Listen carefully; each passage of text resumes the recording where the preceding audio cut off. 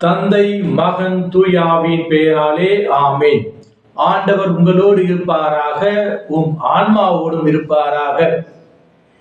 இறையேசுவில் பிரியமுள்ள சகோதரமே சகோதரிகளே, இன்று தாயாம் திருச்சபையானது புனித திருக்குடும்ப பெருவிழாவை கொண்டாடுகின்றது.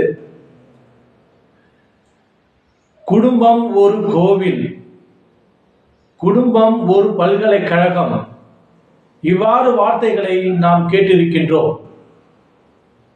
நம்முடைய குடும்பமும் ஒரு கோவிலாகவும் ஒரு நல்ல பல்கலைக்கழகமாகவும் இருக்க வேண்டும் என்ற சிந்தனையில் மரியா, சூசையப்பர், இயேசு இவர்களை குடும்பம் போல நம்முடைய குடும்பமும் முன்மாதிரியாக வாழ வேண்டும் என்ற ஒரு சிறந்த நோக்கத்தோடு திருச்சபை இந்த விழாவை நமக்கு கொடுத்து கொண்டாட அழைப்பு விடுக்கின்றது. இந்த விழாவின் மூலமாக நம்முடைய குடும்பத்தில் அன்பு, புரிதல், தாழ்ச்சி போன்ற நற்பண்புகள் வளர்ந்து நாமும் ஒருவரை ஒருவர் விட்டு கொடுத்து அன்பு செய்து ஏற்று வாழ வேண்டும் என்ற கோரிக்கையை நமக்கு திருச்சபையும் இந்த விழாவும் நமக்கு கொடுக்கின்றது. ஆன்மீக சகோதரமே சகோதரிகளே, இன்றைய நற்செய்தியில் மத்தேயு நற்செய்தி 2வது அதிகாரம் வசனங்கள் 13, 15 மற்றும் 19, 25 வரை உள்ள வசனம். இதில் எகிப்துக்கு தப்பி ஓடுதல் நிகழ்வை நாம் காண்கின்றோம். வானதுதர் சூசையப்பருடைய கனவில் தோன்றி, நீ மனைவி மரியாவையும் குழந்தை இயேசுவையும் தூக்கிக் கொண்டு எகிப்துக்கு ஓடு என்று கூறுகின்றார். உடனடியாக அதற்கு மறுபேச்சு பேசாமல் சூசையப்பர் அவர்களை கூட்டிக் கொண்டு எகிப்திற்கு தப்பி ஓடுகின்றார். நேரம், காலம், சமயம் என்ற எந்த ஒரு கேள்வியும் கேட்கவில்லை. கூறியவுடனே இது இறைவனின் சித்தம் என்பதை உணர்ந்து அவர் அங்கிருந்து தப்பி ஓடுகின்றார். புதிய இடம், புதிய மொழி, புதிய கலாச்சாரம் இவற்றை பற்றியெல்லாம் கவலைப்படாமல் இறைவனின் திருவுளம் என்ன என்பதை தெரிந்து கொள்ள அவர் அங்கிருந்து விரைவாக செல்கின்றார். சில நாட்கள் கழித்து திரும்பவும் அங்கிருந்து வர ஆணையிட்டவுடன் அவர் எந்த பேச்சும் பேசாமல் அங்கிருந்து வருகின்றார்.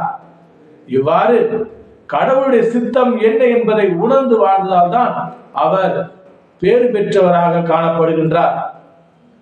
ஆன்மீக சகோதர சகோதரிகளே, நம்முடைய குடும்பத்தில் கூட பல நேரங்களிலே கஷ்டங்கள், துன்பங்கள், வேதனைகள், சோதனைகள் அனைத்தும் வருகின்றது. இவற்றை நாம் அமைதியோடு ஒருவரை ஒருவர் விட்டு கொடுத்து அன்பு செய்து வாழ்கின்ற பொழுது அவை அனைத்தும் மறைந்து போகும்.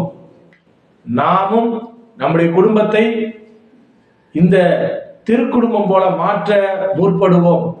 இந்த திருக்குடும்பத்தில் உள்ள அன்பு, அமைதி, ஒருவரை ஒருவர் விட்டு கொடுத்து வாழ்தல், போட்டி மனப்பான்மையின்றி நேசித்தல், சந்தேகப்படாமல் இருத்தல் போன்ற நற்பண்புகளை நம்ம குடும்பத்திலும் வளர்த்துக் கொள்வோம்.